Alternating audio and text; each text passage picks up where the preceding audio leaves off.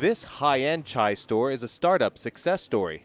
In just a few short years, it has more than a dozen locations in and around India's two largest cities. But, as with any new venture, it wasn't easy. It's especially difficult in India, where notoriously slow bureaucracy can stop new ventures before they even start. Because as you know, in any startup, the kind of resources that you have are pretty limited, and you want those resources to be used in doing productive work as opposed to administrative or bureaucratic tasks.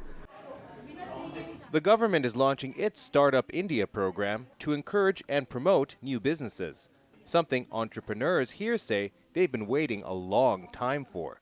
Tax incentives and less bureaucracy are among the main goals entrepreneurs hope the government will address in its program to promote startups, so that securing investments and growing their business is easier. And simply encouraging and promoting startups in India may be enough in itself to give the sector a boost. Entrepreneurs like Rahul Mansharamani say people's mindsets about startups are changing, adding it's a different environment now than it was when he set up his first business 12 years ago.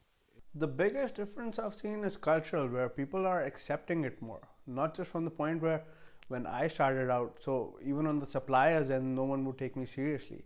But now, not just them, but customers also expect a lot from startups, where earlier they didn't even understand them. Analysts say promoting startups over large-scale businesses may be of national importance because India will need an estimated 140 million new jobs in the next decade. We already know public sector is not going to do that. We know private sector, large private sector is not a big creator of employment. So this gap has by and large got to get filled by startups that come up over the next 10 years.